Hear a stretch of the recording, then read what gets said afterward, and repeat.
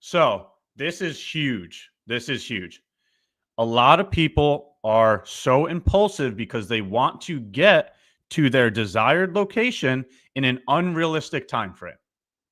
So they then go into the market with too large of size, which then induces emotions to not let you trade properly. Sizing is extremely important. Sizing is going to hold you back from those feelings, from those emotions. So, very good job on the sizing, very good job on the risk management. And I'm specifically asking because I want to talk about this right here. This is risk management within one photo. Okay, so let's review this real quick so that everybody understands, because even with me up here talking about it, maybe some visuals help as well. So now we got a visual that we could work with. Okay, so let's take a look at this. You have your win rate up here. So these percentages are going to be your win rate, right? 20% win rate, 30% win rate, 40% win rate, 50% win rate, 60% win rate. Okay. Then we have risk to reward on the side. So now you can see what is actually going to make progress in an account. We don't need a chart to even know this, right? We need to understand numbers to know this. So if you're a one-to-one risk to reward trader, right? If you're risking $200 to make $200, if you have a 20% win rate, you're not going to be profitable. If you have a 30% win rate, you're not going to be profitable. If you have a 40% win rate, you're not going to be profitable. If you have a 50% win rate, that's when you're finally going to even become break even. 60% win rate, it's not easy to accomplish. I've been trading for a decade and I'm a 50% win rate trader. So 60, 70, 80% win rate, that's a really hard thing to accomplish. So now we need to understand where we fall in terms of our risk management, right? Because if you are a 40% win rate trader, a one-to-one risk to reward is not going to make progress in your account. You have to at least be a 60% win rate trader to make progress in your account at a one-to-one risk to reward. So this is where you go and look at your data, right? And I'm talking about your averages, right? Everything is an average. You're never going to have one exact number, okay? Everything's going to be an average.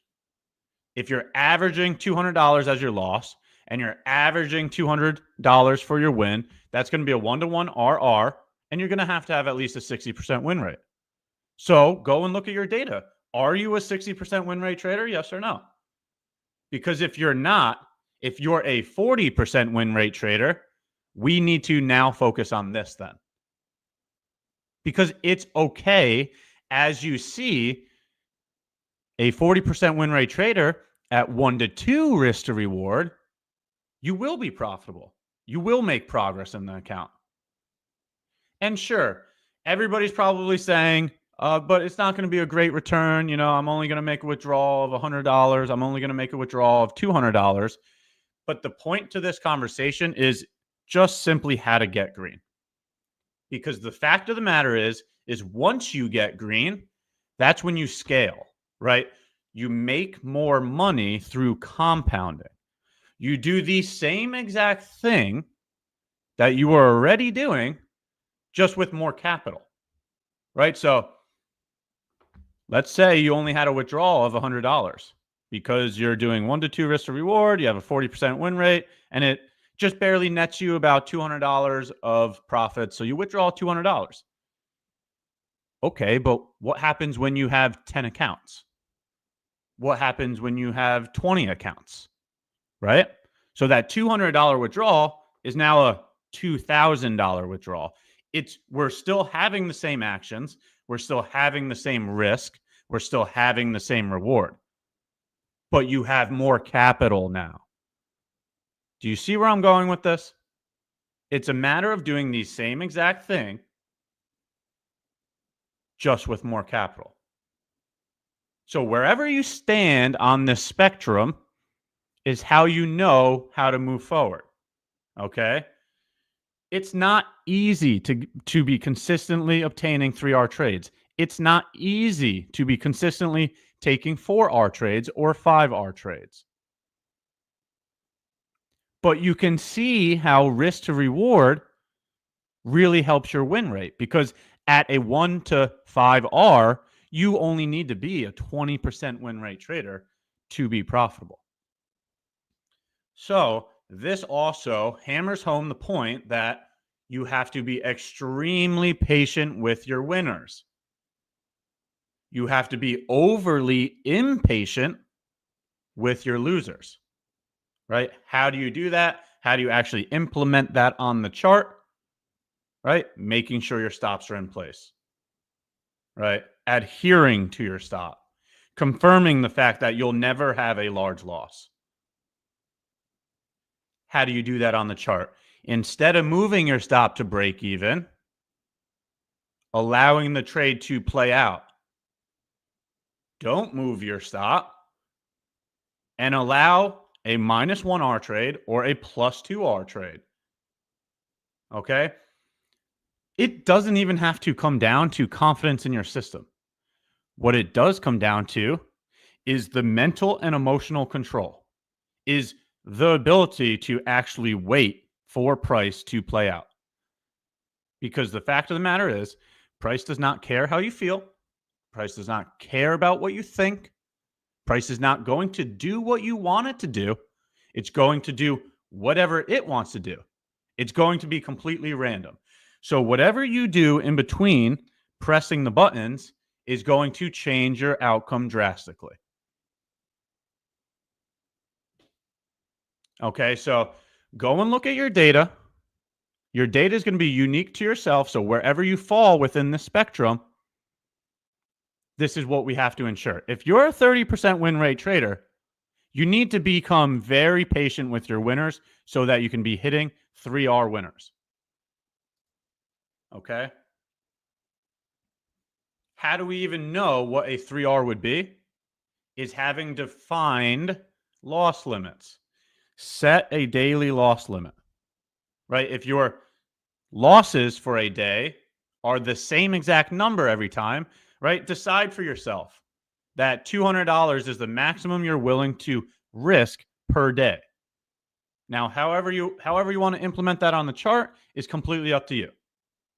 But let's say you're using NQ, right? $200 on NQ is only going to be 10 points on one contract. So if you're trying to have larger size by trading NQ, you have to minimally at least confirm the fact that you will only be using 10-point stop losses on one contract. Once you define your loss, then you know what a winner will be, right? If all of your losses are $200, then when you're plus $400 into the green, you know it's time to be done. You know that you're at 2R, so you need to complete the objective. Your job has been completed. Close the trade. There's no reason to, if God forbid you want to be greedy. Okay, you can be greedy if you want. Okay, at least put the stop loss at plus 2R so that you're confirming that risk management. That you're, no matter what, taking home 2R. Okay, so I know it sounds repetitive. I know we continue to keep having the same conversations, but I'm looking for ways to continue to provide more value. And that's why I came with a visual today. Instead of just talking about it on a chart, we were able to review a visual that will help you understand risk management.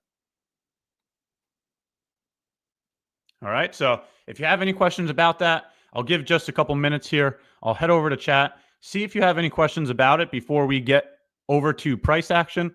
We'll hop into some price action after this. Just a quick conversation on risk management. I'm going to keep reminding you all about this because this right here is what actually makes the difference. So do what it takes to ensure this right here.